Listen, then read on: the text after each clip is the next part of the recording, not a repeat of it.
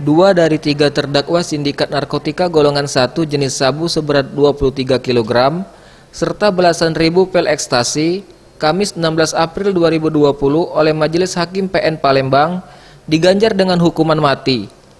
Sementara satu terdakwa kepemilikan ribuan butir ekstasi dihukum pidana penjara seumur hidup. Kedua terdakwa yang divonis hukuman mati tersebut adalah Uzama alias Saka serta Andi Eka Putra. Menurut Majelis Hakim diketuai Erma Suharti bahwa kedua terdakwa terbukti secara sah dan meyakinkan melakukan tindak pidana melawan hukum tanpa hak menjadi perantara jual beli narkotika dengan barang bukti seberat 22,8 kg serta belasan ribu butir pil ekstasi.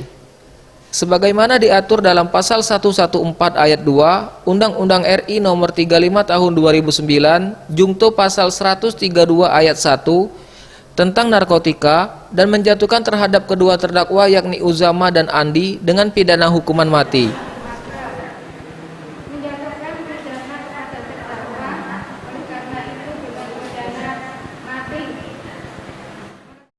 Sedangkan untuk terdakwa kepemilikan ekstasi sebanyak 1940 butir yang menjerat terdakwa Yuswandi asal Desa Lam Ara Aceh Besar Provinsi Aceh, menurut Majelis Hakim terbukti melakukan tindak pidana sebagaimana diatur dalam pasal 112 ayat 2 jungto pasal 132 ayat 1.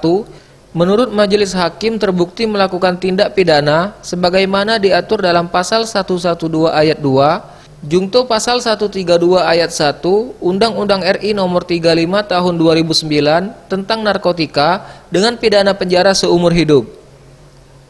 Terhadap putusan Majelis Hakim tersebut, ketiga terdakwa melalui penasihat hukumnya Ahmad Rizal dari Pos Bantuan Hukum PN Palembang akan mengajukan banding. Tingginya itu hukuman mati. Soalnya hukuman mati itu kan bukan kekuasaan manusia, itu kan kekuasaan Allah.